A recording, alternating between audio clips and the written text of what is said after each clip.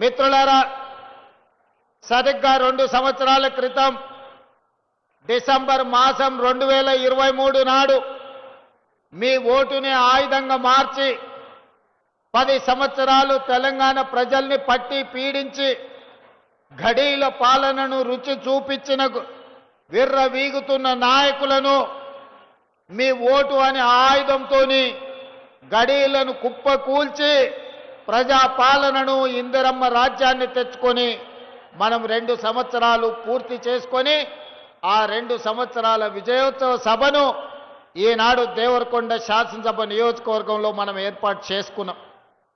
మిత్రులారా, ఇవాళ మీరు ఆలోచన చేయండి.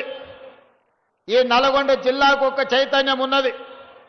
ఈ నల్గొండ జిల్లాకు, ఈ ప్రాంత గాలికి నీరుకు ఒక పోరాట పౌరుషం ఉన్నది.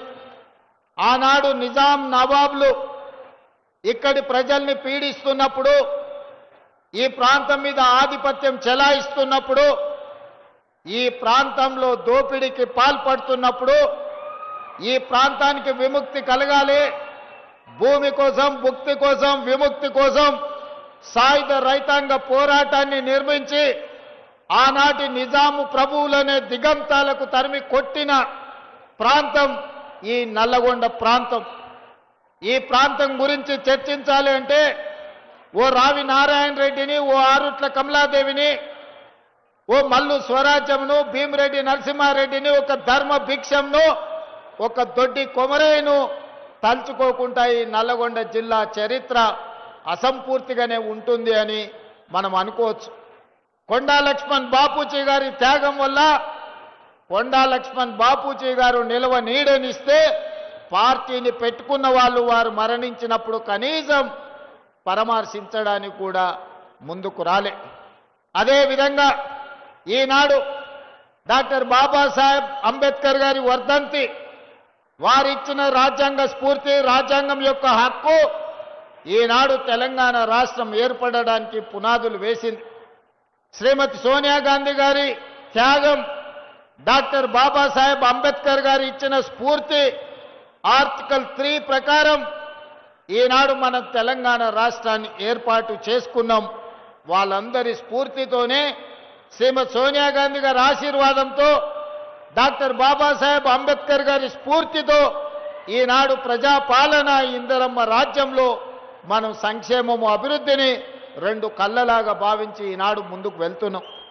మిత్రులారా, ఇప్పటి దగ్గర పెద్దలు ఉత్తమ్ కుమార్ రెడ్డి గారు చెప్పిండ్రు, ఆనాడు 10 సంవత్సరాల పాలనలో ఏ పేదవాడికి కూడా రేషన్ కార్డు ఇవ్వాలి, పెళ్ళైన కోడలు ఇంటికొస్తే కనీసం ఆ కోడలు పేరు ఇంటి రేషన్ కార్డులో చేర్చాలన్న సోయి గత ప్రభుత్వానికి లేకుండే.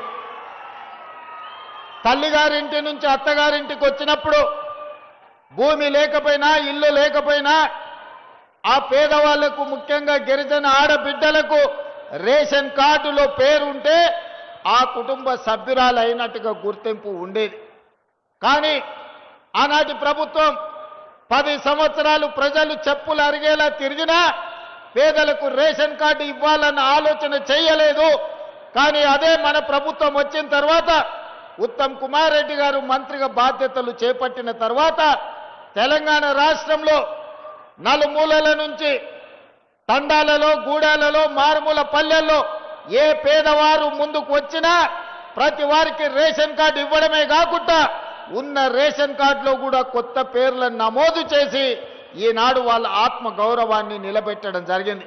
ఒక్క దేవరకొండ శాసనసభ నియోజకవర్గంలోనే మీ అభిమాన శాసనసభ్యులు బాలు నాయక్ గారు 14,000 రేషన్ కార్డులు ఇప్పించడం ద్వారా రాష్ట్రంలోని అత్యధికమైన రేషన్ కార్డులు దేవరకొండ నియోజకవర్గ ప్రజలకే దక్కింది. ఈనాడు ఈ పాలనలో పేదలకు న్యాయం జరిగింది.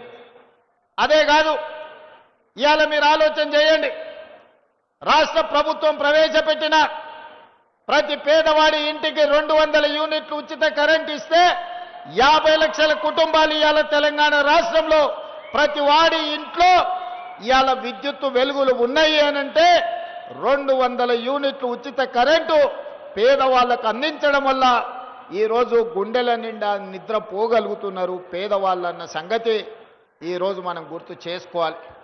ఇదే కాదు, ఆనాడు దొడ్డు బియ్యం మా అక్కలు ఈ పక్కన ఉండ్రు, నా ఎదురుగుంటే ఇంకా బాగుండేది, మా అక్కలు ఆ పక్కన ఉండ్రు.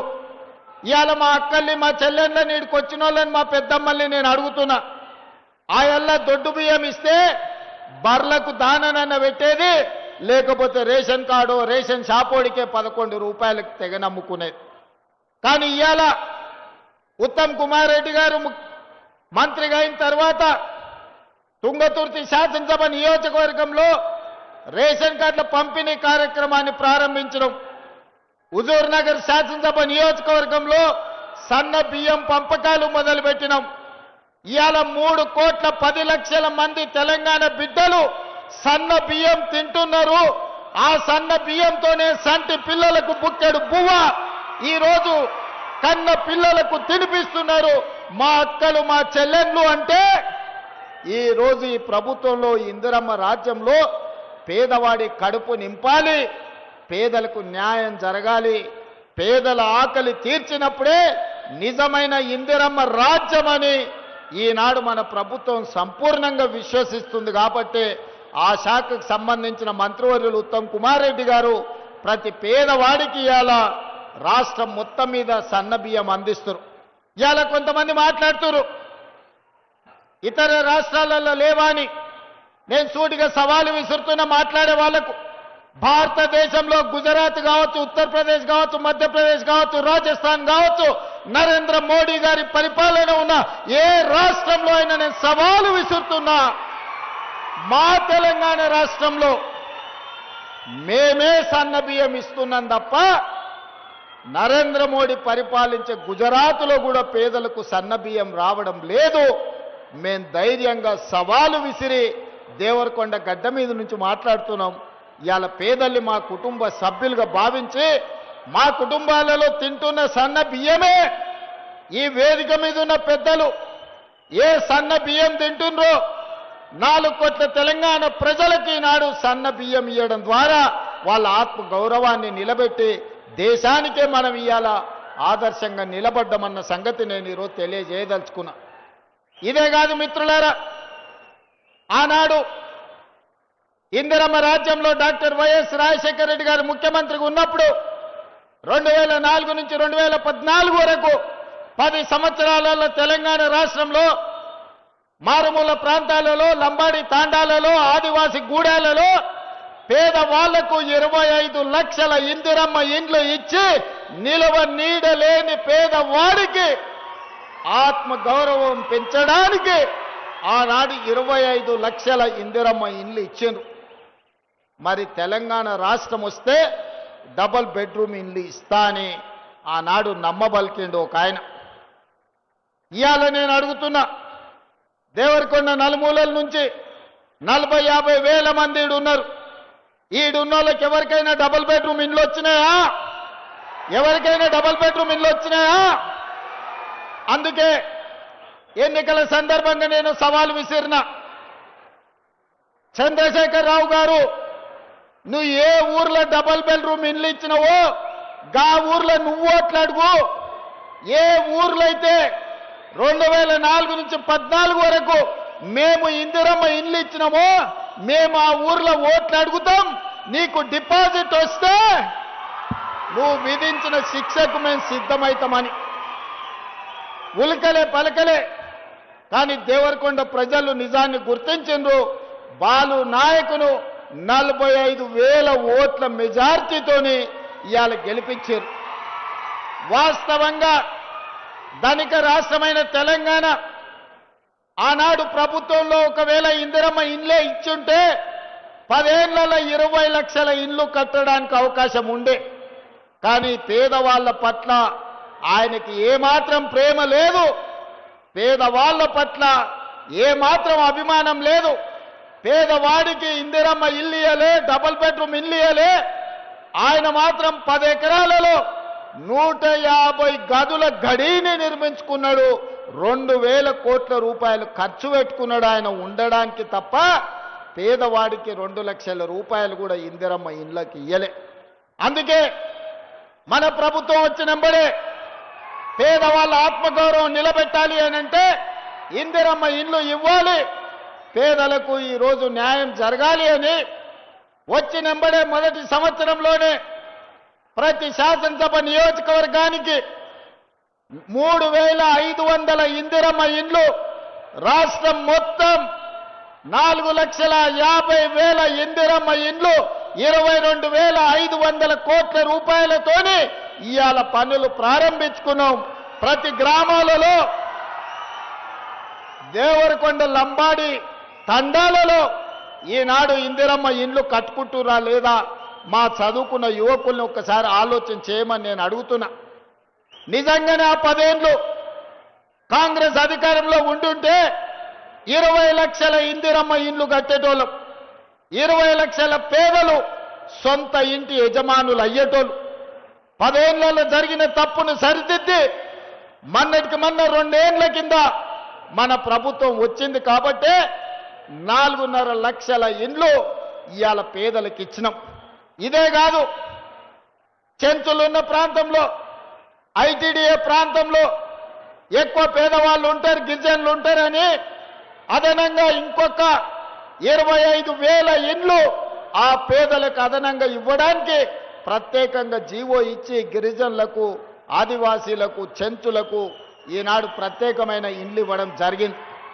ఎందుకంటే ఈ ప్రభుత్వమే పేదలది, ఈ ప్రభుత్వమే లంబడోళ్ళది, ఈ ప్రభుత్వమే ఆదివాసీలది. ఈ ప్రభుత్వం ఉన్నదే లంబాడి సోదరులకు ఎస్టీ రిజర్వేషన్లు ఇచ్చింది ఇందిరమ్మ.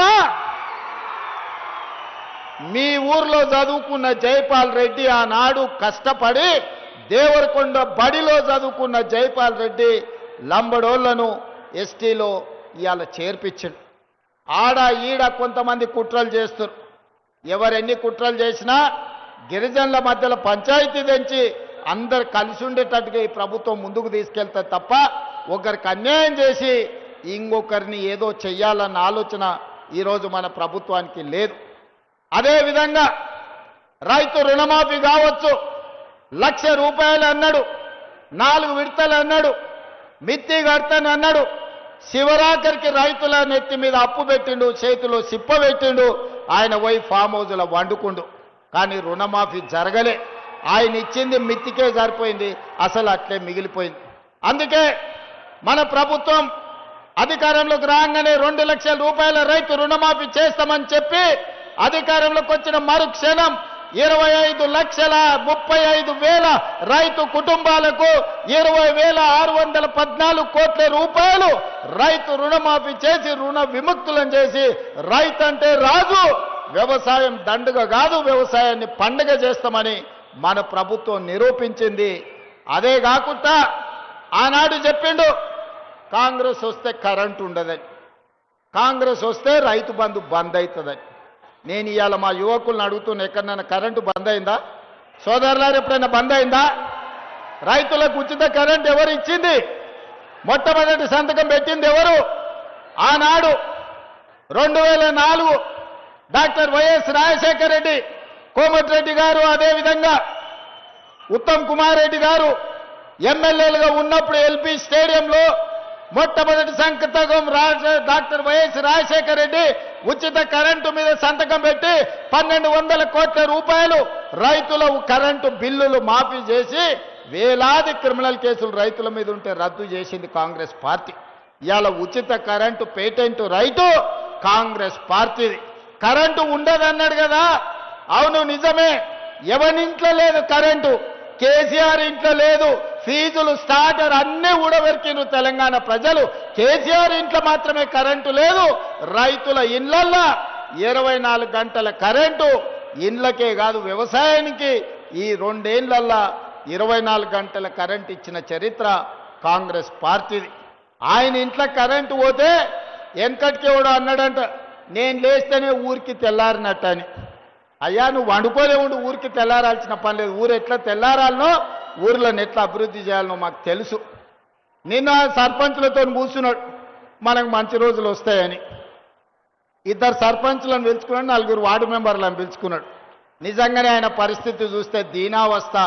పాపం ఒకప్పుడు బాగానే బతికినోడు. ఎట్లుండే ఒకప్పుడు ఎంపీలు మంత్రులు మహమూద్ అలీ పోతే ఈటల రాజేందర్ పోతే మంత్రులను కూడా గేట్ కాడు ఉన్న హోంగార్డులు మెడల మీద కొట్టి బయటికి పంపించారు. మంత్రులు పోతే కూడా కలిసేటోడు కాదు కేసీఆర్. నిన్న చూస్తే సర్పంచ్ను నలుగురు వార్డు మెంబర్లను కూర్చొని అయ్యా బిడ్డ మనకు మంచి రోజులు వస్తాయని ఆయనను చూస్తే నాకు సామెత గుర్తొచ్చింది. మూలుగుడేమో మున్పటోళ్ళనేమో మందేమో ఎప్పటోళ్ళనే అని వెనకటి పెద్దోళ్ళు చెప్పారు. ఏదైనా పని చెప్తేనేమో మూలిగేటోడంట.